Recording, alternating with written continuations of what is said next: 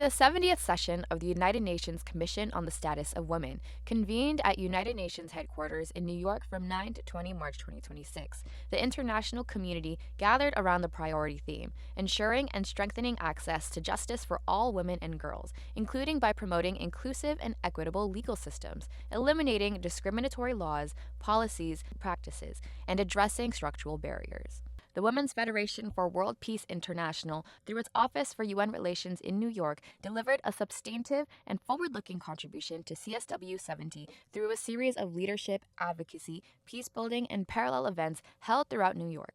These engagements reflected not only WFWPI's long-standing commitment to women's advancement, but also its practical approach to connecting international policy dialogue with local leadership, community transformation, and sustainable peace. From 6 to 8 March, in advance of the formal opening of CSW70, WFWPI convened its advocacy training at the New Yorker Hotel under the theme Empowerment, Innovation, Transformation, Advancing Feminine Leadership Toward a Just and Peaceful Future.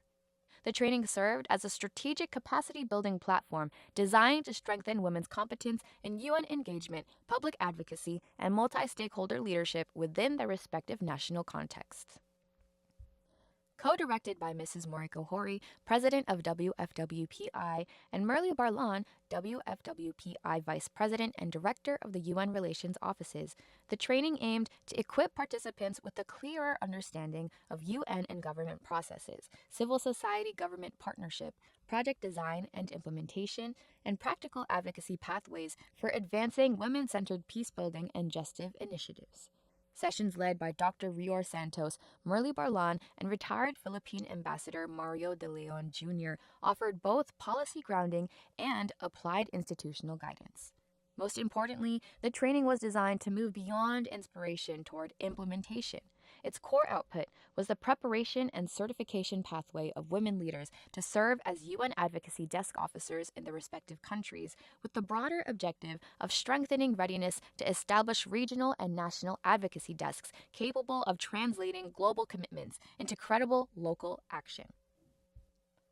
One of the highlights of the CSW70 was WFWPI's participation of the side event No Peace Without Women, a call to action realizing the unfulfilled promise of the Women, Peace, and Security Agenda, as one of the co-sponsors, along with the 6 NGO CSW regional offices held on March 9 at UNHQ, jointly sponsored by governments of Costa Rica to the UN, Gabon, Montenegro, and Qatar. Dr. Sima Bahaus, Executive Director of UN Women, was the keynote speaker. Ms. Carolyn Hanshin, Director of WFWPI UN Relations Office in Geneva and President of the NGO CSW Geneva, served as a co-facilitator together with Ms. Patricia Elias, President of G100. A major highlight came on 12 March when 125 guests, including women leaders from around the world, representatives of UN agencies, governments, and civil society, gathered at the Delegates' Dining Room at United Nations headquarters for WFWPI's Bridge of Peace program. The signature event stood as a profound expression of WFWPI's peace philosophy in action, and resonated strongly with the principles of UN Security Council Resolution 1325, which recognizes women's indispensable role in peacebuilding, conflict transformation, and social healing. Conceived as a celebration of reconciliation, unity, and peace across lines of difference and conflict, the program affirmed that lasting peace is not achieved solely through formal agreements, but through the patient restoration of human relationships fractured by history, division, and pain. At a time of deepening global conflict and polarization, the Bridge of Peace also offered a meaningful model of Track 2 diplomacy, creating space for trust building, moral dialogue, and people-centered reconciliation beyond formal state negotiations. The keynote address was delivered by Miss Anna Eleanor Fierce, chair of the board of the Eleanor Roosevelt Center at Valkill, and great-granddaughter of First Lady Eleanor Roosevelt. Drawing on the legacy of her great-grandmother, she reflected on the enduring relevance of the Universal Declaration of Human Rights as a moral foundation for peace-building in the aftermath of war. In one of the most moving moments of the program, 3 pairs crossed the Bridge of Peace as a public symbol of reconciliation across political and national divides, and as a visible affirmation of women's leadership in advancing healing and alliance. 4 women received the Global Women Peace Ambassador Award: Miss Karen Davila, UN Women National Goodwill Ambassador for the Philippines; Dr. Reina Massey, founder of the Church of North India in New York; Miss Ivana Della Torre, Systems and Behavior Change Advisor of KEA ROI; and Miss Maria Isabella Buencamino, founder of Women of the World and life coach, recognized for their example of women's leadership and contributions to peace building in their respective regions. WFWPI also co-sponsored and co-organized during the CSW70.